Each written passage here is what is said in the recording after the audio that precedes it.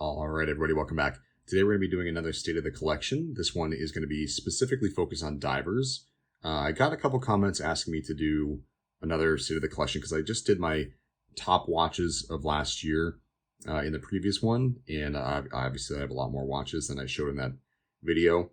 Today we're going to be doing that with divers. I'll show you all the divers that I actually wear in rotation, and we'll start off. I just want to start off first by answering another comment that I get a lot is, what is my wrist size? So I'm going to be showing all the watches that I have here today on my wrist. And this is a common method to measure wrist size, is to just get a piece of paper and literally wrap it around your wrist and then see where it overlaps. And what I found today is that it came out to 6 7/8 inches or 17.46 centimeters. Now, I find in reality it's probably closer to 6.5. I don't know why today it was almost 7, but if you look at the watch too, like how I wear mine at the very second to last hole here. So if you think about where the buckle meets that second hole, this entire portion of the watch is where it's really wrapped around your wrist, and that lines up almost exactly with the measurement I took today. So we're going to call it 6 7/8 inches, just for your reference, so that when I show the watches, you know that's the size of my wrist. So moving forward, this is a watch I just did a video on. This is the Vostok Amphibia Classic, and this is an awesome little watch.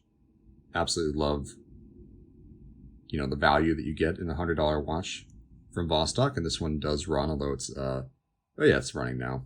I haven't worn this one in a couple days, so it died on me, but what I'm wearing today is not technically a diver, but it is technically a Seamaster, and that is my Railmaster Seamaster, which is kind of like an Aquaterra model, essentially. Has 150 meters of water resistance with a screw-down crown and no dive bezel, so it's really not a diver, so that's just showing you what I'm wearing today, but the rest of the watches here are going to be considered divers. There is one other exception, actually another Seamaster, ironically, but yeah, let's get started. So let me take the Railmaster off, and we'll just go watch by watch here. So let me get this on wrist and show you how it wears. All right, so this is the Vostok Amphibia Classic, which is about a $100 watch, essentially. So there's that. And actually, I'm on the third from the last hole here today on this bracelet. The next watch that I want to talk about is my newest pickup, and I really like it a lot. And that is my Bulova Devil Diver. This is the Oceanographer Devil Diver GMT. This watch came out late last year, I believe. And this watch is super cool. It has a fully loomed dial, and this white portion of the bezel is also loomed. Hands obviously loomed as well, but it is also a GMT. So Bulova is a citizen brand. So it's using a Miota movement with the GMT. And just an awesome watch with this really cool coating that kind of makes it like a gunmetal type color. Cushion style case, which I absolutely love. Quick release straps, which might come in handy because the strap is actually really chunky. So let me show you how it wears on wrist. And this is what it looks like here. So little wrist roll. Super, super good looking watch, but the bracelet, I keep saying bracelet, the strap is a little bit chunky. Very thick strap, and also even on the last hole, I don't know, like I feel like there are people with smaller wrists than me, right? So I really don't know what this is designed for, except maybe for actually diving, putting it over a wetsuit, because I can even still get my finger under here on the very last hole. So interesting choice there on the strap, but I really like the look of the watch. Fully loomed dial. It's the first one I have with that feature, and my first Bulova overall, and I'm really impressed so far. The kind of unique, fun talking point of this watch is it's water resistant up to 666 feet, which is roughly 200 meters, but being the Devil Diver, 666 had to show up somewhere. So there's that one. I also really like the buckle on this quite a lot. This is my Sandspoint Titanium. This is one I did a video on recently, but I took it down because I wasn't very happy with it. I didn't like the video overall. The things I said. I really like the look of the watch. There are some issues that I had with the watch, but I didn't think that they were really that fair of a criticism, so I just took the video down. But it's titanium, which is a really awesome material. I've been buying a lot of titanium lately.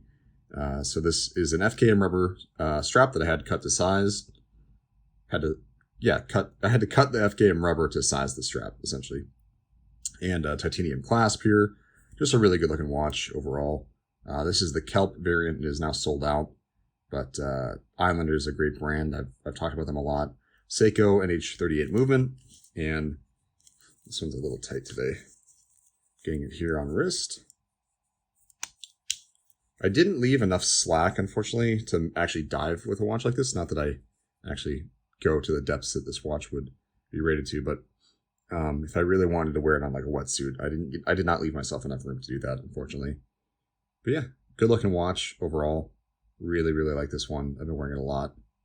Got this one late last year, and I wear it quite a bit. So next up, we'll do my Hroudland, which I have done a video on in the past.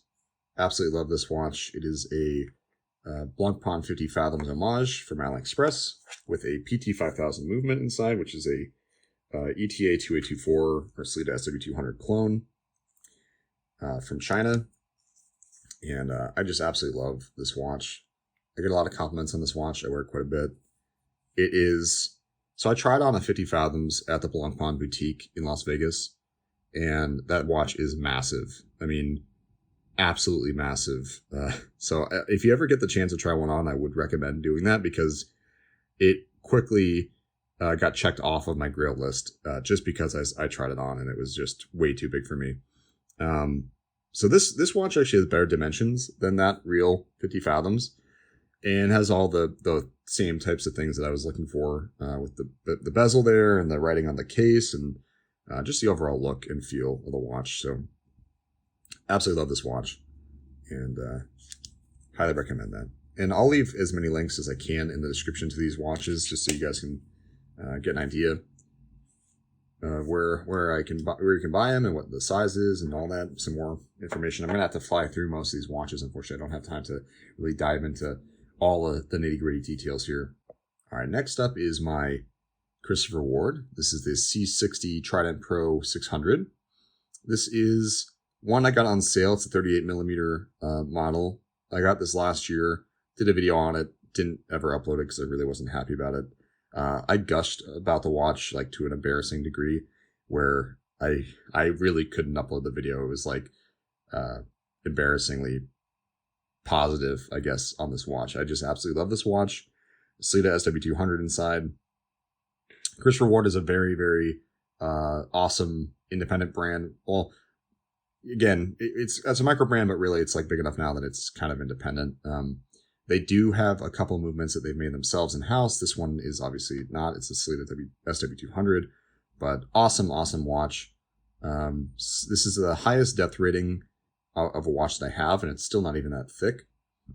So very, very slim profile. This case that they came up with, the light catcher case, is super awesome. Really, really like Christopher Ward, and we'll be buying more of those in the future. I'll show you how it wears on me. This hybrid strap is just incredible. Really, really like this. Okay, so there we go. There's the wrist roll for you. There we go. Yeah, really, really love this watch. I do kind of wish that it was a little less glossy, less reflective, because I wore this in Vegas and it was kind of, I don't know, I don't want to attract a lot of attention when I wear my watches, so I like things to be a little more subtle. Speaking of subtle, let's go to the Doxa. This is my Sub 200, obviously not subtle, but my Doxa Sub 200. I've done a video on this one, and absolutely love this watch. Let's see, let's get this to the right time here. Yeah, absolutely love this watch. One of the best bracelets in my collection for sure. Classic dive watch brand. Have to have a Doxa if you're into diving or into dive watches. Just have to do it. So it would be nice to get a 300 at some point, but honestly, the Bulova cushion case is, I mean, this watch is very similar to what I want out of a 300 from Doxa, so maybe I'll just stick with the 200. But this is definitely the most comfortable bracelet in my collection, hands down.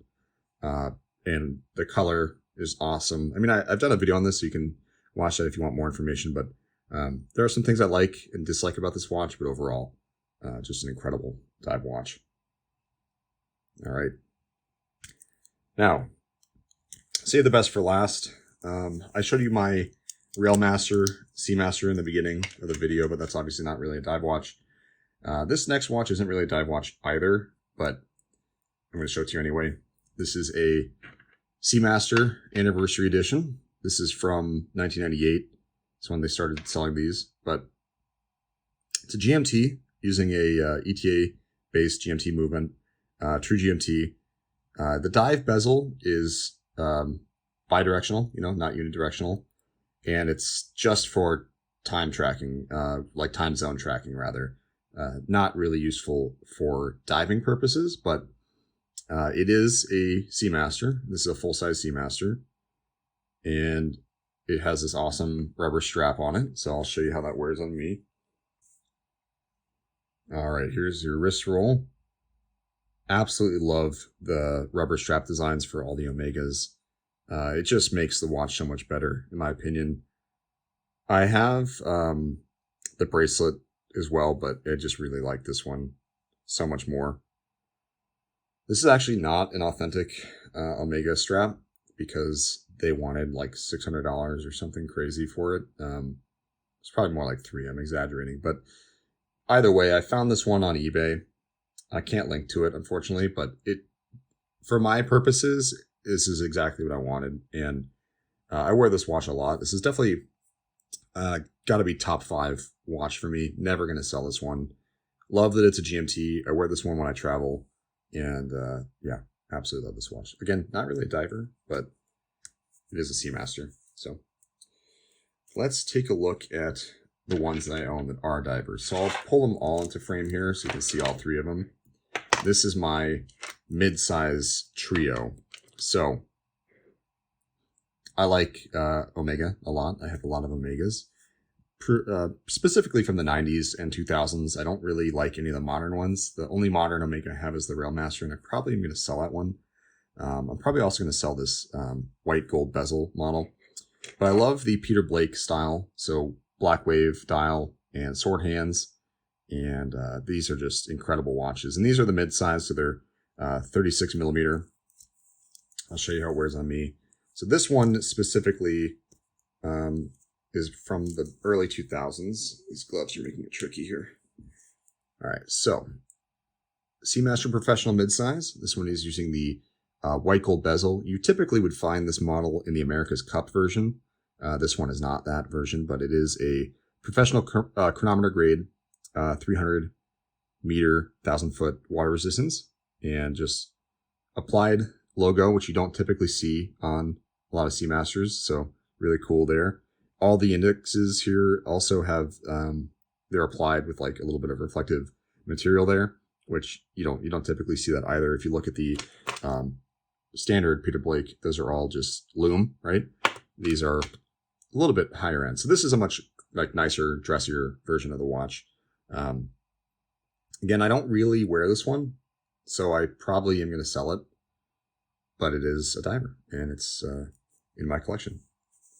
The ones that I do wear quite often are here. So I showed you guys the Peter Blake Quartz model in my last State of the Collection video. Absolutely love this watch.